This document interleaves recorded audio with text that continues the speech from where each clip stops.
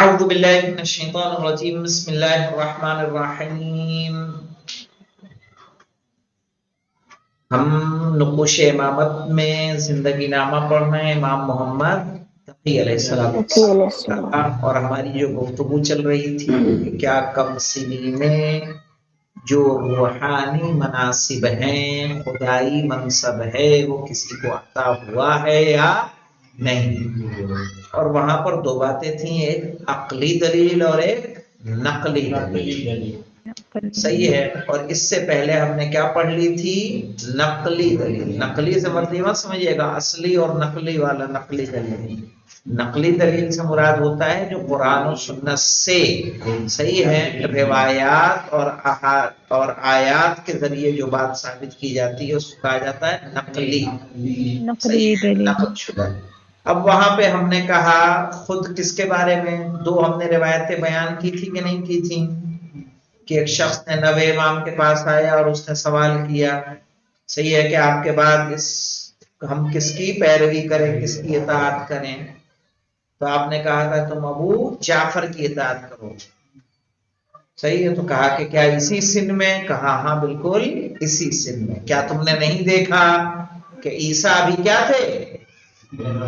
صحیح ہے، ماں کی آغوش میں ہیں اور کہہ رہے ہیں، اور اللہ نے انہیں نبوت عطا کی کہ نہیں کی؟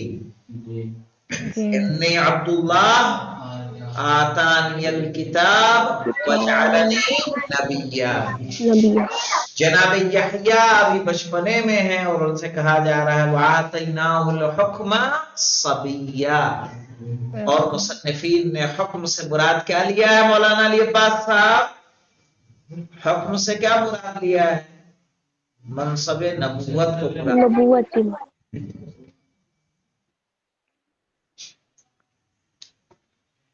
آج ہم بات کریں گے کس کے بارے میں؟ اعتقادی دلیل، صحیح ہے، اعتقادی دلیل کہ لیکن ان تمام دلیلوں کے باوجود جو اس بات کو ثابت کرتی ہیں کہ ایک شخص کا کم سنی میں عظیم الہی عہدوں پر فائز ہو جانا ناممکن نہیں ہے، یعنی پہلے بھی لوگ بچپنے میں عظیم عہدوں پر فائز ہوئے ہیں۔ آغاز امامت میں امام محمد تقی علیہ السلام کے کم سن ہونے کی مشکل نہ صرف بہت سے عام شیعہ افراد کے لیے حل نہیں ہوئی تھی بلکہ بعض شیعہ علماء اور بزرگوں کے لیے بھی اس مسئلے میں بحث و گفتگو کی گنجائش تھی، یعنی غیر نہیں، اپنے بھی محتاج تھے کہ اس مسئلے کو سمجھیں۔ اسی وجہ سے امام رضا علیہ السلام کی شہادت کے بعد شیعوں کو، بالخصوص عام شیعوں کو، خطرناک اور اس قسم کے غیر معمولی اعتقادی مسئلے سے روبرو ہونا پڑا اور حضرت کی کمسنی ایک عظیم مشکل کی صورت میں ظاہر ہوئی، صحیح ہے نا؟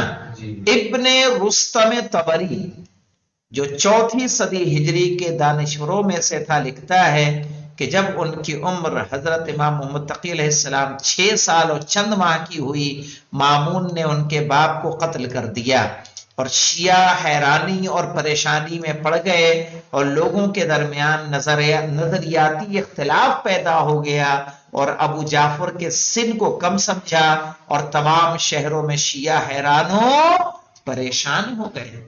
ظاہر ہے ایک 6 سال کے بچے کو کس طرح سے اپنا امام تسلیم کریں، ان کے لیے ایک مشکل کا سبب تھا۔ اس بیچ میں آپ کو ذرا روک کر بتا، تو ظاہر ہے ایسے شیعوں میں کیا تھا؟ ایک ہیجان تھا کہ امام اس دنیا سے چلے گئے، ان کا بچہ، ان کا بیٹا بھی کتنے سال کا ہے؟ 6 سال کا۔ تو کچھ نے تو مان لیا کہ نہیں، ان کے بعد یہی ہمارے امام ہیں۔ کچھ کے یہاں پریشانی تھی، کیا 6 سال کا بچہ امام ہو سکتا ہے؟ ابھی تو نماز واجب نہیں ہوئی۔ میں نماز بھی کب واجب ہوگی؟ بلوغ کے بعد۔ کیا آخر امام ہو سکتا ہے؟ تو کیا ہوا، سارے پریشان ہو گئے۔ اسی بنا پر شیعوں نے مختلف اجتماع منعقد کیے اور امام محمد تقی علیہ السلام سے ملاقاتیں کی اور اطمینان حاصل کرنے اور امام کو آزمانے کی غرض سے کیا کہ کیا ان کے پاس علم امامت ہے، آپ سے بات سوالات پوچھے، اور جب انہیں یقینی واضح اور اطمینان بخش جواب مل گئے تو انہیں اطمینان اور سکون حاصل ہوا۔ اس سلسلے میں مورخین لکھتے ہیں چونکہ امام رضا علیہ السلام نے 202 ہجری میں رحلت فرمائی، یہ 203 ہجری ہے ویسے، صحیح ہے نا؟ شہادت جو مشہور ہے وہ کیا ہے؟ 203 ہجری میں رحلت فرمائی۔ اس وقت ابو جعفر یعنی کس کی؟ امام محمد تقی علیہ السلام کی عمر تقریباً 7 سال تھی۔ تقریباً کیوں کہا؟ کیونکہ 6 سال کچھ ماہ تھی۔ اس وجہ سے بغداد اور دوسرے شہروں میں لوگوں کے درمیان اختلاف نظر پیدا ہو گیا۔ اس وقت حج کا زمانہ نزدیک تھا۔ بغداد اور دوسرے شہروں سے 80 علماء اور فقہا حج کے لیے نکلے اور ابو جعفر علیہ السلام سے ملاقات کی، غرض سے مدینے کا قصد کیا کہ جائیں اور جا کے ان سے ملیں۔ اور جب مدینے پہنچے تو امام جعفر صادق علیہ السلام کے گھر پر گئے کہ جو خالی تھا، اور ایک بڑی سی چٹائی پر بیٹھ گئے۔ اسی وقت صدر مجلس کی طرف ایک دروازہ کھلا اور امام نشستگاہ میں داخل ہو کر فروکش ہو گئے۔ فروکش ہو گئے یعنی بیٹھ گئے، اور تمام لوگ خاموش ہو گئے، 80 افراد علماء اور فقہا۔ پھر انہوں نے اپنے سوالوں کو امام کے سامنے، وہ امام کی عمر 7 سال، صحیح جی، اور اپنے سوالوں کو امام کے سامنے پیش کیا، اور جب انہیں اطمینان بخش اور مکمل جوابات مل گئے تو وہ کیا ہو گئے؟ خوش ہو گئے، اور آپ کی تعریف کی اور آپ کے لیے دعا کی۔ سوچئے کہ شیعہ علماء بھی بنا آزمائے ہوئے آپ کی امامت کو انہوں نے قبول نہیں کیا، آئے باقاعدہ دیکھا، صحیح ہے۔ لیکن آج بھی کچھ لوگ، اسی لیے ان کو کیا کہا جاتا ہے؟ اندھ بھکت، صحیح ہے، جو قابلیت و صلاحیت کو نہ دیکھیں اور کسی کی بھی پیروی میں لگ جائیں۔ اسحاق ابن اسماعیل جو اس سال اس گروہ کے ساتھ تھا، کون؟ اسحاق ابن اسماعیل کہتا ہے میں نے بھی ایک خط میں 10 مسئلے لکھے تھے، بتا رہا تھا نا میں نے بھی ایک خط میں 10 مسئلے لکھے تھے تاکہ انہیں حضرت سے پوچھوں۔ اس وقت میری زوجہ حاملہ تھی، میں نے دل میں سوچا کہ اگر حضرت نے میرے سوالوں کا جواب دے دیا تو یہ ان سے درخواست کروں گا کہ وہ میرے لیے دعا کرے کہ میری زوجہ کے شکم میں جو بچہ ہے وہ کیا ہو؟ لڑکا ہو۔ جب لوگوں نے اپنے سوالات بیان کیے، میں بھی اپنے خط کو لے کر کھڑا ہوا تاکہ اپنے سوالات کو بیان کروں۔ امام نے جیسے ہی مجھے دیکھا فرمایا اسحاق، اس کا نام احمد رکھو۔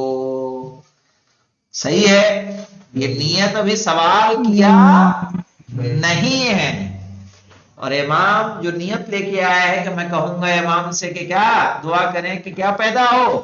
لڑکا پیدا ہو۔ امام نے کہا ہے اسحاق، اس کا نام احمد رکھو۔ اسی کے ساتھ میری زوجہ نے لڑکے کو جنم دیا اور میں نے اس کا نام احمد رکھا۔ امام سے یہ ملاقات اور بحث و گفتگو اور اس قسم کی دوسری ملاقاتیں شیعوں کے اطمینان اور آپ کی امامت پر مکمل عقیدے کا سبب بنی، اور اس کے ذریعے سے ان کے فکر اور ذہن سے شکوک و شبہات کے تاریک بادل چھٹ گئے۔ چھٹ گئے یعنی دور ہو گئے، اور حقیقت کا سورج آشکار ہو گیا۔ آپ کے مناظرے، اچھا مناظرے کا سبب جانتے ہیں کیا ہوا تھا؟ مناظرے کا سبب یہ تھا کہ ادھر 8ویں امام کی شہادت واقع ہوئی، اور اس کے بعد مامون نے 9ویں امام کو کہاں؟ بغداد بلا لیا۔ جب بغداد بلایا تو بلانے کے بعد اس مامون نے اپنی بیٹی سے شادی کا اعلان کر دیا۔ تو اب جو وہ تھے عباسی تھے، جو نمائندے، گورنر، درباری، بنی عباس والے وہ معترض ہوئے کہ کسی صورت تو ان کے باپ سے چھٹکارا ملا تھا، چونکہ ولی عہد بنایا تھا، مامون کے بعد حکومت کس کی ہوتی؟ امام علی رضا علیہ السلام رضا علیہ السلام. کہا کسی طرح اب ان سے چھٹکارا ملا تھا، اب ان کے بیٹے کو لے آئے، آخر اس بچے میں تمہیں ایسا کیا نظر آیا کہ اس کو اپنا داماد بنا رہے؟ بھائی خلیفہ کا داماد، آپ اس کی وقت سمجھ رہے ہیں کیا اہمیت ہوگی اس کی؟ جی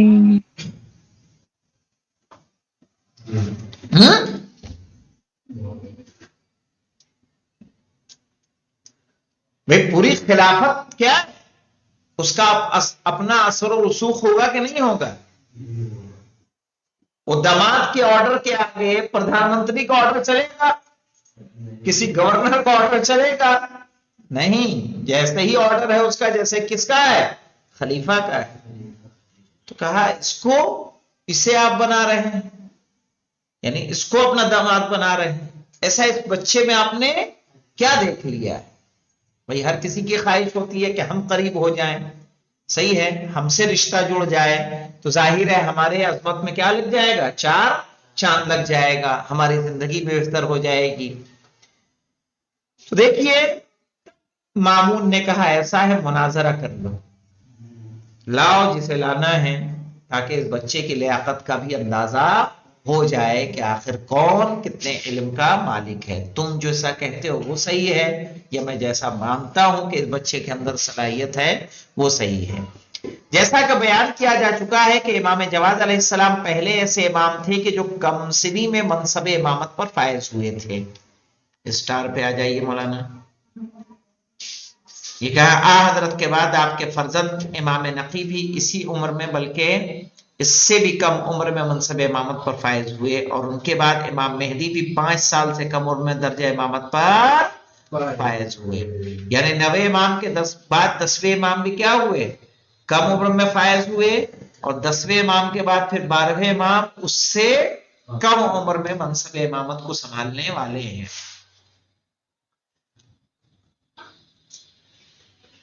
لہذا آپ کے ساتھ بہت سے مناظرے اور بحثیں ہوئیں، جن میں سے بعض بہت زیادہ ہنگامہ خیز، ہیجان آور اور دلچسپ تھیں۔ ان مناظروں کا سبب یہ تھا کہ جیسا کہ بیان کیا گیا، ایک طرف تو آپ کی امامت آپ کے کمسن ہونے کی وجہ سے بہت سے شیعوں کے لیے مکمل طور پر ثابت نہیں تھی، اگرچہ شیعوں کے بزرگ اور اہل علم افراد کو شیعی عقیدے کی بنیاد پر اس سلسلے میں کسی قسم کا شک و شبہ نہ تھا، لہذا وہ اپنے اطمینان قلب اور آپ کو آزمانے کی غرض سے آپ سے بہت سے سوالات کرتے تھے۔ دوسری طرف اس دور میں معتزلہ کے زور طاقت میں اضافہ ہو رہا تھا۔ کیا سمجھے مولانا؟ اس لیے کہ مامون نے جو مذہب اپنایا تھا وہ مذہب معتزلہ تھا، اور اس نے معتزلہ مذہب کو تقویت عطا کی، ان کو پناہ دی۔ جب حکومت کی پناہ مل گئی، اس کا سپورٹ مل گیا، تو مذہب پروان چڑھے گا کہ نہیں چڑھے گا؟ ظاہر ہے مارکیٹ میں کتابیں اس کی ہوں گی، علماء اس کے ہوں گے، مدرسے اس کے ہوں گے، ٹیچرز اس کے ہوں گے، تو ظاہر ہے انہیں کے عقائد کیا ہوں گے؟ روز بروز آگے بڑھتے رہیں گے۔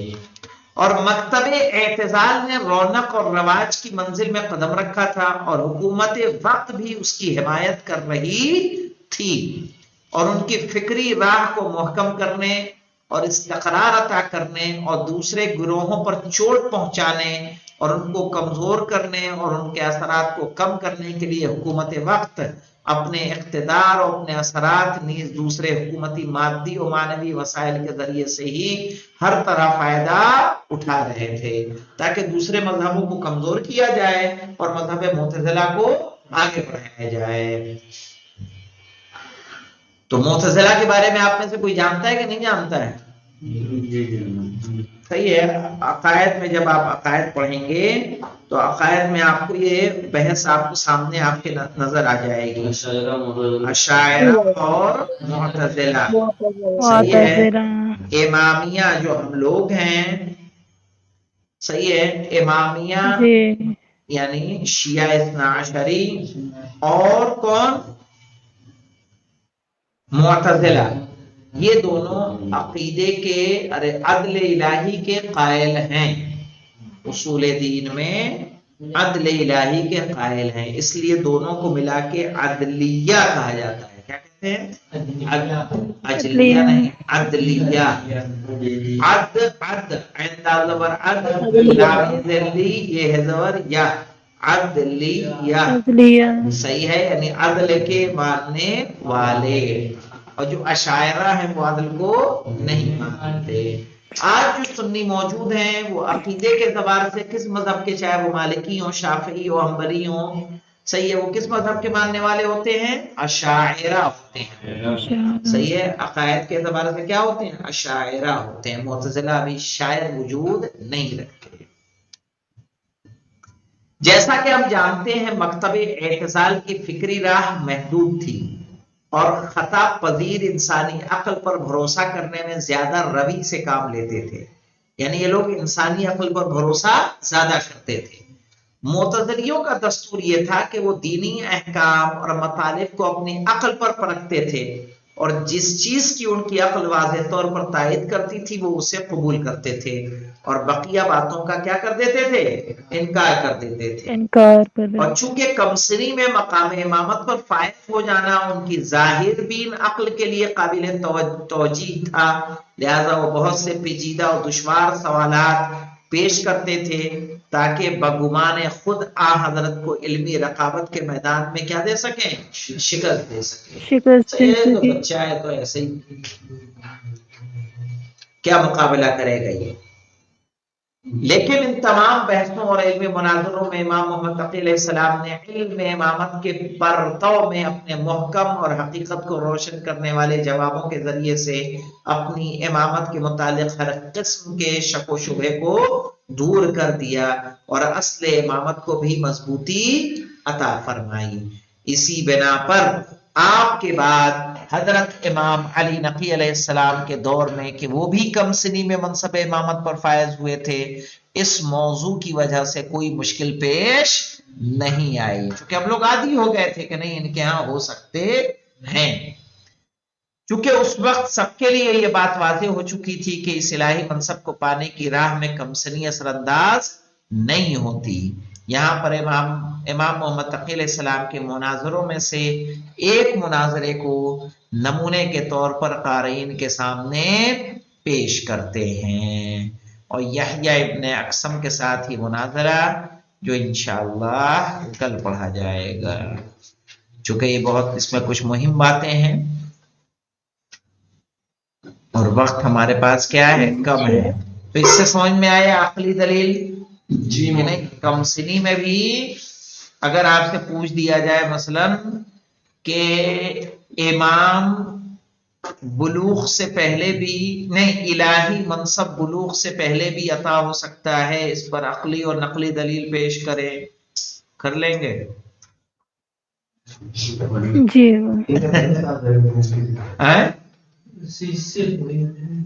نہیں، اسی سے آپ کو دینا ہے، جو باتیں اس میں آئی ہیں وہی دیں گے آپ، ٹھیک ہے؟ اور برہم یہ عنوان یحییٰ ابن اقسم قاضی القضات کے ساتھ مناظرہ، یہ انشاءاللہ کل پڑھیں گے۔ الحمدللہ رب العالمین۔